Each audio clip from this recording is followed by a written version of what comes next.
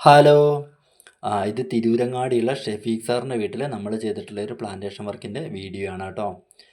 ഇതൊരു 4 സീസൺ ലോങ്ങനാണ്. ഡ്രമ്മിലാണ് നമ്മൾ 4 season long set ചെയ്തിട്ടുള്ളത്. മണ്ണിൻ്റെ കൂടെ നമ്മൾ ഉപയോഗിച്ചിട്ടുള്ളത് ഗ്രീൻ ഗ്രാസ് വളവും അതുപോലെ പോട്ടി മിക്സും മാത്രമാണ് കേട്ടോ. ഇതതുപോലെ ഒരു കാലാപാടി മാവിൻ്റെ പൂത്ത് നിൽക്കുന്ന ഒരു പ്ലാന്റാണ്.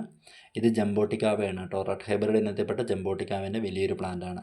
ഇതുപോലെ വലിയ പ്ലാന്റുകളാണ് ഇവർ എല്ലാം തന്നെ സെലക്ട് ചെയ്തിട്ടുള്ളത്. ഇതൊരു ബാരിയോൾ മാൾട്ടേൻ്റെ ഒരു കായ്ച്ച് നിൽക്കുന്ന ഒരു പ്ലാന്റാണ് കേട്ടോ. വലിയ ഡ്രമ്മ് മാത്രമല്ല, നമ്മളിവിടെ ചെറിയ ഡ്രമ്മും ഉപയോഗിച്ചിട്ടുണ്ട്. ഇതൊരു ബുഷ് ഓറഞ്ചാണ് കേട്ടോ. ബുഷ് ഓറഞ്ച് ചെറിയ ഡ്രമ്മിലാണ് സെറ്റ് ചെയ്തിട്ടുള്ളത്. കായ്ച്ച് നിൽക്കുന്ന ഒരു ബുഷ് ഓറഞ്ചിൻ്റെ പ്ലാന്റാണ്.